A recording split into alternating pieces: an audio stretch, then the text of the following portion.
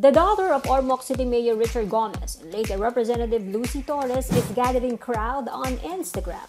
Juliana has been posting photos showing herself in sexy bikinis. These are Juliana's most popular bikini photos so far.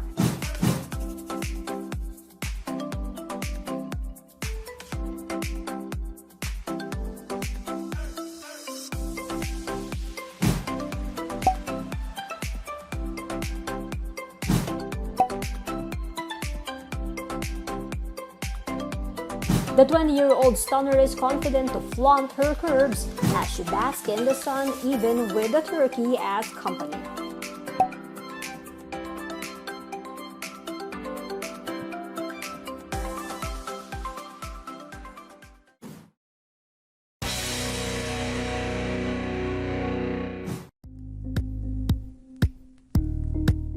Thank you for watching Politiko TV. Please like and subscribe to our channel for more videos.